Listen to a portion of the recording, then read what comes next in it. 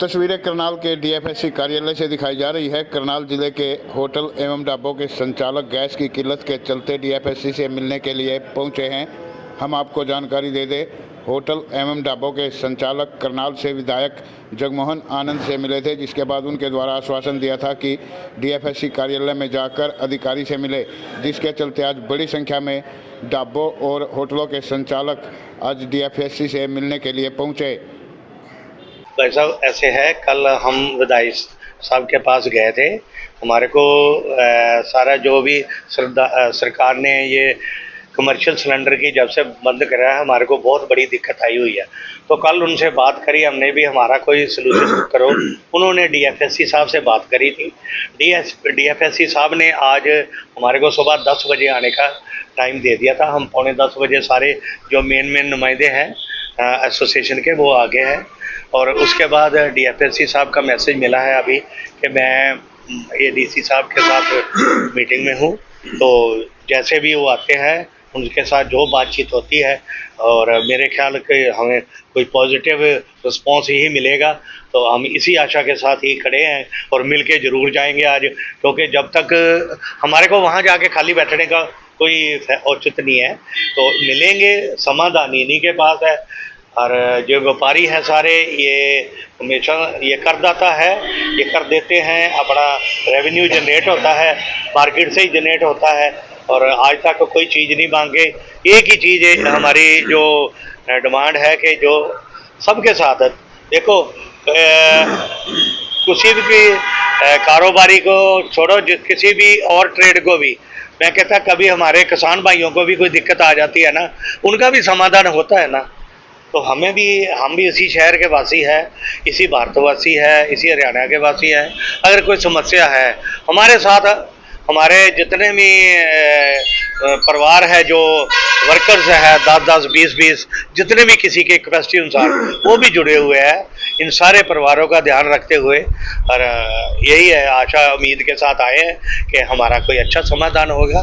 समस्या के लिए क्या लेकर के? समस्या हमारे को जैसे सरकार ने वो लगा दी थी, कमर्शियल सिलेंडर पे बैन कर दिया था। अब उन्होंने परसों मैसेज एक न्यूज़ करी है, मीडिया से आया, पता चला है कि उन्होंने 50% जो है वो ओपन कर दी है।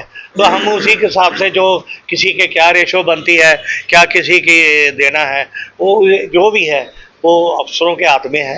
ये इनके साथ बैठ के जो भी नेगोशिएशन होगी वो करेंगे। कौन कौन से दुकानदार आए?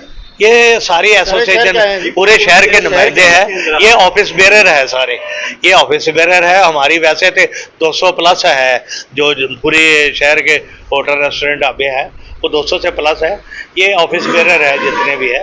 तो आपसे यही निवेदन है कि जब तक हम साहब से बात नहीं कर लेते, डीएफएससी साहब से बात करेंगे, हमारा जो समाधान होगा वो आपको बता देंगे। क्या आप लोगों की ढाबों की यदि बात करें, काम चल रहा है या कितना का बंद होने की बस वेंटिलेटर पे है। आप वेंटिलेटर पे क्या कहेंगे? बंद होने की कगार पे हम लोग पहुंचे हुए हैं।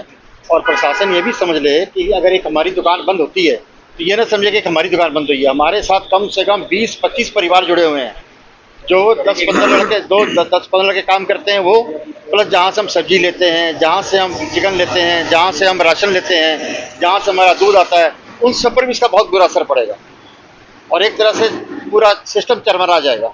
इसलिए हम प्रशासन से ये रिक्वेस्ट करते हैं कि हमारा समाधान करें, ताकि हमारी दुकानें बंद ना हो, हमारे साथ जुड़े हुए बाकी परिवार हैं उन पर भी कोई बुरा असर ना पड़े और सबकी दाल रोटी चलती रहे। उम्मीद से आए हैं। कोई विधायक जी ने भी हमें आश्वासन दिया था कि आपके साथ पूरा कोऑपरेट किया जाएगा, और उन्होंने हमारी मीटिंग यहाँ फिक्स करवाई है। और उन्होंने कहा था फिर भी कोई दिक्कत आएगी तो मैं उसी समय हाजिर हो जाऊँगा जब आप मेरे को कहोगे।